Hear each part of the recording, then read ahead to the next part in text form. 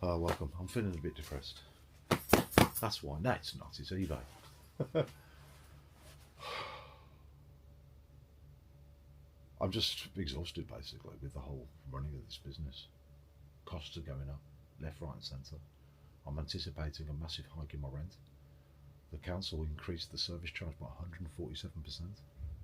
Everywhere I look, there's money going. The costs are going up. My money's flowing out, and there's just no money coming in. My sales and eBay in the last 2 weeks have gone down to like about 5 or 6 a day. It reminded me of what it was like when they put me on a trading restriction a few years ago because I didn't put the VAT number wasn't in the system properly. But it was in there. But they told me it was okay, don't worry about it. And then I didn't worry about it. And then they cancelled all my listings and nearly ruined me. I'm back to that stage again. It's depressing, and I've really come to the conclusion that whilst eBay was good when I first started, my attitude at the time was that we're going to be a nation of not shopkeepers but online sellers. And I feel after 15 years they've got us all in this system of selling online, and we're trapped, and they've put the costs up and the profits are so low that I feel like an eBay slave. That's what I feel like, an eBay slave. Are you an eBay slave? I feel like one. It can't continue. It's not realistic. I haven't got much time left in my life. I'm 60 this year. I'm supposed to retire in 7 years. I'm going to see myself having to work beyond it. And I'm thinking, what I want to spend the next 6-10 years as an eBay slave. Earning what? I don't earn minimum wage. No, I'm lucky if I'm making 150 quid a week. You know, when I first started, it was great. I was like over £2 a month, you know. And that was consistent, month in, month out. And I feel like eBay is a massive mis-selling scandal. I really do. I mean, somebody was complaining today that they can't produce a VAT invoice. Indeed, it was difficult anyway in the past, but they seem to have removed the option. And they've called it a bit of another glitch. But I bet you any money, they'll come back and say, you know, you have a legal obligation to provide an invoice to the customers. Every VAT registered person knows this. You have a legal obligation to give the customer an invoice. And the only way you can do it is via eBay. And I bet you any money they see an opportunity to monetize it. And they come back and say, you get 10 free VAT invoices a year. Any one after that, you have to pay £1. You wait and see. You know, these apps that they're coming on, they draw you in, they give you a free option. And before you know, you've got 150 apps and they want you to pay for every one of them. It's just not a sustainable proposition.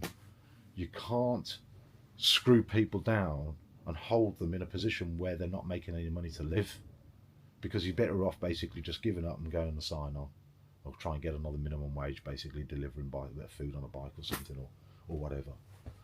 And I see that all the professional sellers who sell used second-hand stuff, resellers they call themselves, are now having to compete with private sellers who basically get to list their item for free. But even they're complaining that people aren't buying. You know why? Vinted are killing it. People on Vinted are making a lot of money, big sales. I've just been on there to check it out, and you can see like somebody's listed something 15 hours ago. They've had 35 views. You know, one of those views will turn into a buyer for sure. So I went to have a look to see if there's anybody selling the stuff that I'm selling. And you can kind of see that there are private sellers selling like a roll of this, a roll of that they've bought for themselves, and then they're going to use it. So it's used, it's second hand. But I'm wondering if I should go on Vinted. But it'll be a very manual process, and I could cherry pick some things and put it on there, but it's the time. I don't have the time for it. There's only one shining hope that I've got, and that is my own store. I'm getting about anything up to 2,000 visits a day on my store, and some, you know, the actual, what they call it, a conversion rate can vary between 3.5% and 5% a day, which is, according to industry standards, that's quite high. But I've got barriers in front of the customer, and a couple of them are my postage model. I think I'm charging too much for postage, and I'm not doing any marketing. I need to create more incentives for them to come and buy from me. You know, if you buy this, you get this. We'll add this to it. We'll add this, and we'll give you this for free, kind of deal. Just give me your money. I mean, I get some good sales. But this one here, this is something that's going out today. They bought 5 rolls of curtain tape, over about £100. I don't get the sales like that on eBay. I get them on my store. So I'm going to basically explore, spend a lot of time on developing my own store and slowly retreat from eBay. Overall, eBay and the marketplaces are taking 20% of my sales in fees. Royal Mail is taking about 20% of my sales in postage. It's 40% of my sales. That leaves me 60%. Of that 60%, remaining 60%, about 35% to 40% is for the product, because I have to buy it from the wholesaler.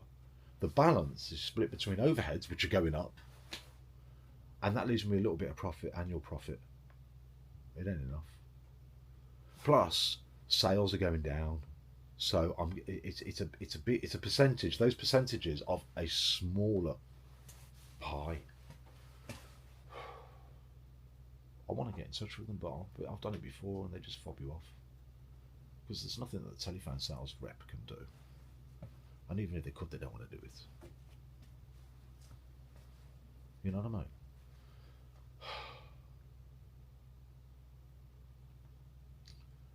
I've got to get more savvy with marketing. And even on the... it's a big moan. I'm always moaning, aren't I? Because I'm a bloody moaner. But I'm a professional moaner. So if you want to learn how to moan, listen to me. I'm your man. So...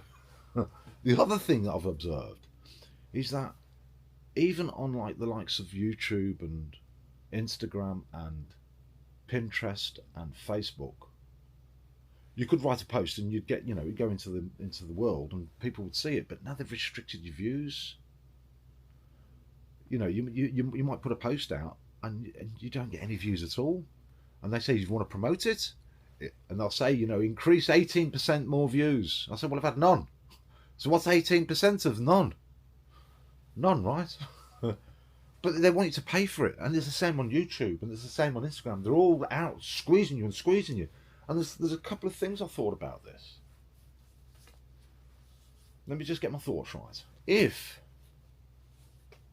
you've got a product that you buy, you add your costs on, you profit, and then that's your selling price.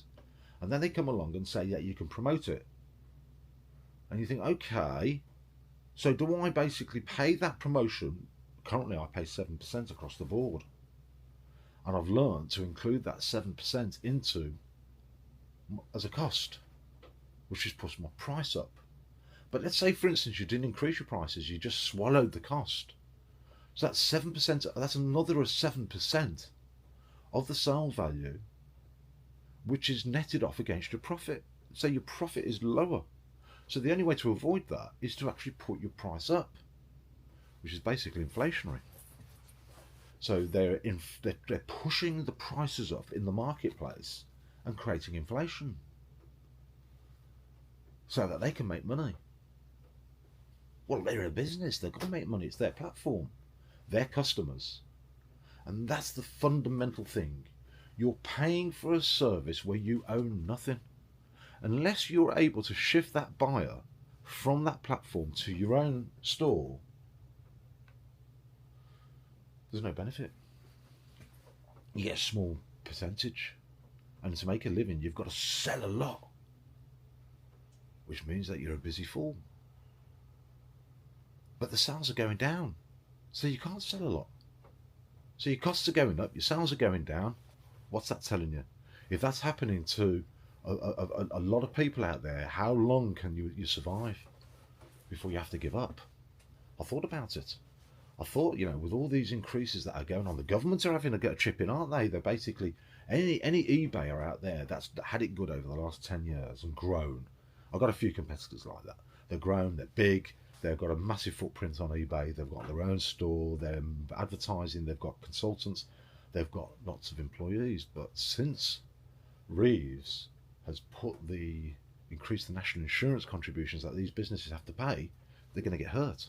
And it's not just on the employment aspect, you know, as an employer, it's all the other issues that I'm facing they're also facing. So I'm thinking, you know, how long is it before one of them? It's all very well being known how to set up a business and grow it, but how do you close it down? If you don't know how to close it down or downscale with the stuff that we sell, you've got a bit of a problem, ain't you? You've got to release employees, and who's going to do the work? Who's going to do your merchandising, your booking in, you're selling, you're picking, you're packing, you're dispatching? I do all that myself with my dad. I mean, I don't pay my dad a penny. He just comes down for the love of it, you know. If I didn't have his help, I think I would have given up a long time ago, to be honest with you. I'm a bloody good moaner, I am. It doesn't make me feel good moaning. It makes me feel worse. But I keep coming back to this thing. I've got to concentrate on my own store. My own store, I've had success over the last 18 months, which was really encouraging. And it has a lot to do with the fact, thank you very much, Shopify, because you've done me a kindness, and all the other sellers out there. And it's not just Shopify, it's Google, it's an alliance. They're kind of connected, they're connected with all the different media. But one of the things that Shopify did, or Google did, is that they basically opened up their shopping experience, the shopping catalogue, to all Shopify listings. And I regularly get about anything up to 10 sales a day, which makes me think that the Google algorithm is monitoring it. They'll send you so many searches to hook you in. It's like another hook. They'll give you sales, views, visitors, buying visitors. And as long as the people buy, they'll keep sending them. But I think they're just doing it so that at some point you'll start advertising. And when you start advertising, those free views and free visitors will dry up and you'll be paying for them. That's how they approach it. They ain't stupid. They're business people. You know what I mean? They're very, very, very clever business people. You know, they've got not only that, they've got algorithms behind them which are even cleverer. And they figure it out, so they know exactly what they're doing. I saw that any video that you make where you go live on Facebook is now going to be deleted after 30 days. They'll give you a chance to download it onto your computer. But I started, you know, practicing on my own personal Facebook account, going live every day. Because sometimes when I'm talking, you know, I'll come out with the one-liner which I think, oh, I wish I'd caught that. And so I save it on their server, and that's the problem. They must have not just Facebook, but all the social media platforms and YouTube. They've got all these videos going on there, and the actual cost of running those farms must be going up, those data farms. Because if you think about it, the running costs, the servers, the actual electricity, the energy power costs required, I mean, they've all got to be cooled down, haven't they? So they need air conditioning units and that kind of thing.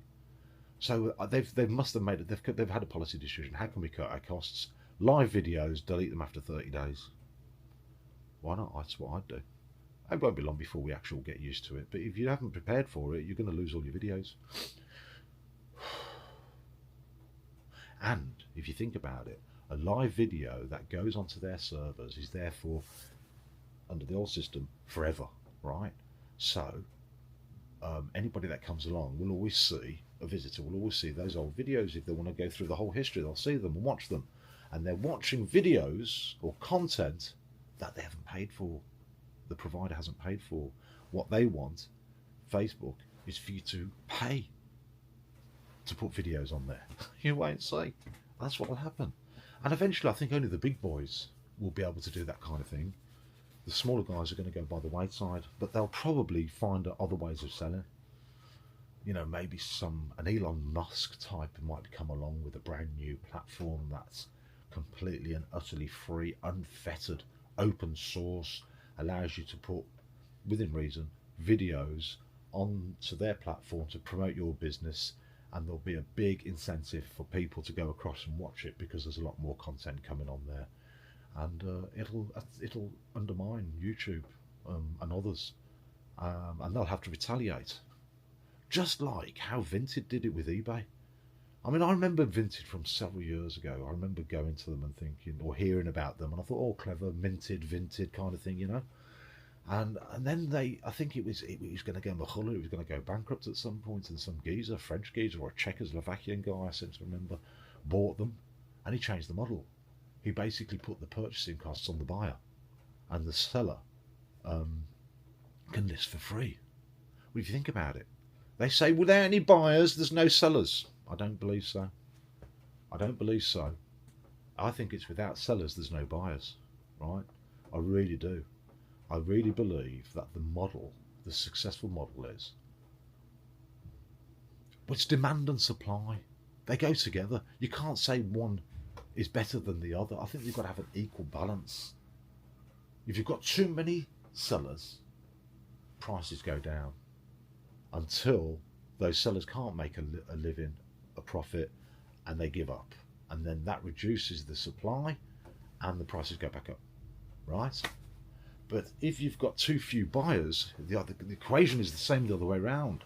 Too few buyers and the prices come down. More buyers and the prices go up. But what he's done, he's recognised that if you don't have sellers on the platform selling, buyers will never come. Why do buyers come? Because there's products available. You want a cup of coffee, so where do you go?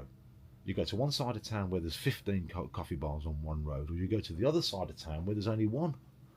Well, let's say, for instance, you go to the other side of town where there's only one coffee bar, but there's a queue outside for 20, 30 people waiting.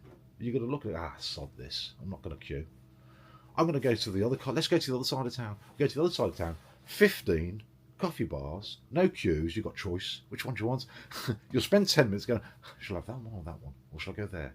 I've never tried that one. Last time I went there, it was horrible. But I like the girl behind the counter. Let's go beyond set. I like the girl behind the counter. But when you've got choice, right, more people flock to it.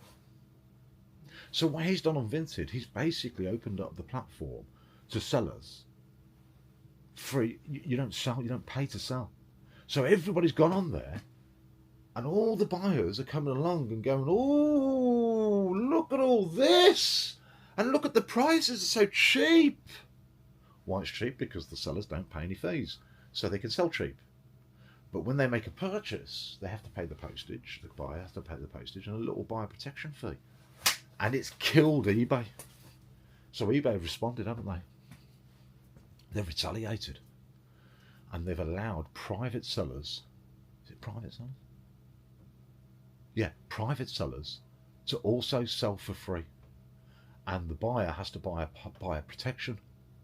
But what people are telling me, or what I'm reading in the groups, is that on eBay the buyers are not used to paying a buyer protection fee, and they're not buying, and it's killed it. The professional sellers are saying, you know, they have to pay fees, they have to pay the postage and all that kind of thing, buyer protection fees, the whole lot, seller protection fees, or whatever it is they have to pay, and that makes their product more expensive. So why would you go and buy an old second-hand schmutter of a coat or something like that from an eBayer when you can either get it a professional eBay, or you can get it from a private eBay at a lower price, or even lower if you go to Vinted? Word of mouth spreads. It's the best advertising in the world, isn't it? It's free. Recommendations from a friend. Where'd you get your coat from? Oh, I went to Vinted. Oh, did you? What's that then? Haven't you heard about Vinted? No. Go and check it out. You'll be glad that you did. Cheap as chips. And the choice is incredible. You've got so much stuff on there. That's what I think they've messed up eBay. I really do. And as for Amazon, I don't even look at Amazon. I mean, Amazon for me is just far too complicated. They just put barriers. You know, they're putting barriers in front of sales, barriers in front of trade. My recommendation or my advice to eBay is see your sellers as an extension of your business. Like a house has a conservatory. We are part of your business. Without each other, right, we're nothing. You lose your sellers, you're nothing. Because eBay doesn't put anything on to sell. It's the sellers that do all the listing and all the hard work and the heavy lifting. eBay don't do anything. Okay, the IT guys behind the scenes do. Telephone people on the phone, that, you know, bless them, as good as they are, they can't solve all your problems, you know. They haven't got time, they've got pressure to get off the phone and get to the next call. I know, I've worked in a call centre. They say that there isn't any pressure, but trust me, there is.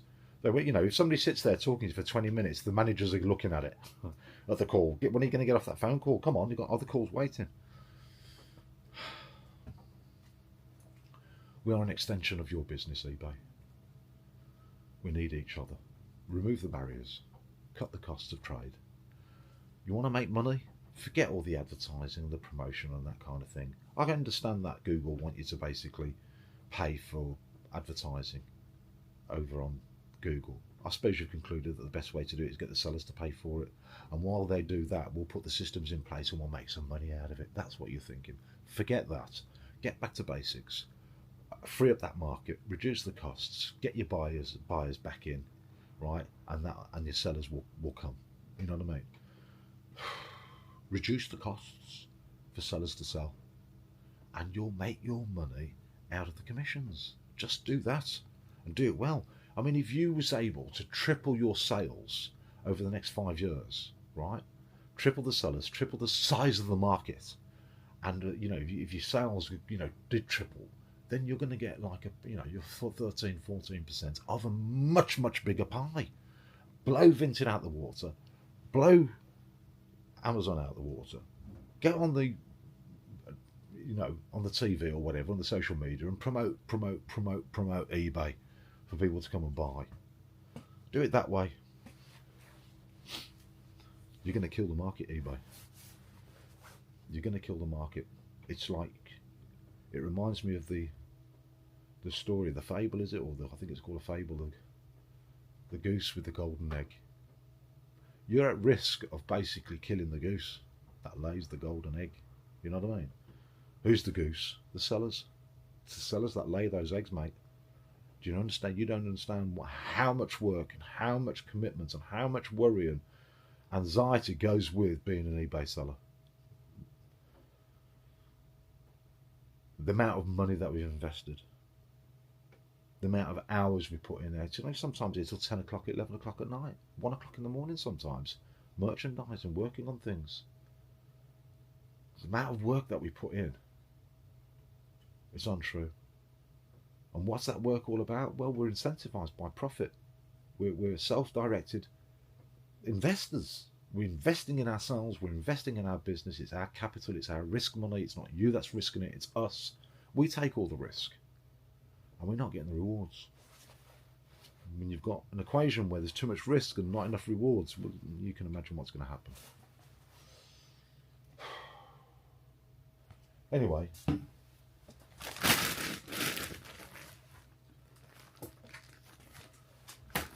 I've got this order to get out. Excuse the noise.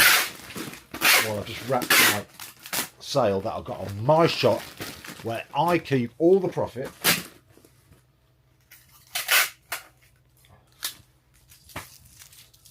The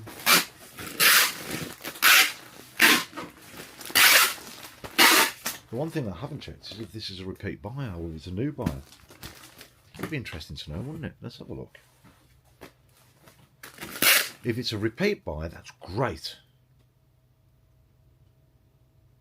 But if it's a new buyer, that's also great.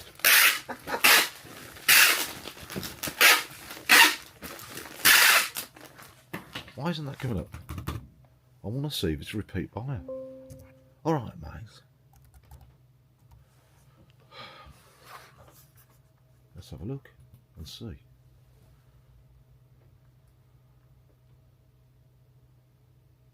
I mean, it's... Oh, somebody else have had another sale. How many sales have I had today? Anyway. Oh, £57. See what I mean? I don't get those kind of sales on eBay. So what's this one here? Oh no, it's a third order. What's it? Michelle, I love you. Thank you. See, it's a repeat order. I'm doing something right. They keep coming back. That's why I've got to concentrate on my... I wonder if she started off on as a customer or buyer on eBay. I'd never know. You see, this is the conversion details. No. What's it talking about? Conversion summary. This is their third order. First session was direct to your store, which is telling me they come from eBay. Because when an eBay seller, an eBay buyer, buys from me, when I sold something to them, I send them a little flyer. Did you realise you can get it cheaper from me over on my own store? Don't tell anyone. And they come over. So that's really, this is an argument to say sell at cost on eBay and just try and get as many customers shifted over, unless eBay changes the rules and makes it more palatable to trade on there. I rather suspect eBay knows this, and that's why they work it out. You know, he's got his own store, reduce the number of views, he's just basically cannibalising our business. Don't blame him. But anyway, how are you dealing with it? What's your trade like at the moment? Do you concur with what I'm saying, or am I just moaning and manufacturing stories? I don't know. Ladies and gentlemen, don't forget to like, share, subscribe, give me some feedback, make some comments down there, please. It helps the algorithm. You know, I want to be able to build this channel and make some money out of it. Why not? Everybody else seems to be doing it, and if you're not doing it, try it. You don't know, you just might go viral and you might make yourself $50,000 a month. That'd be nice, wouldn't it? Ladies and gentlemen, thank you very much. Adios.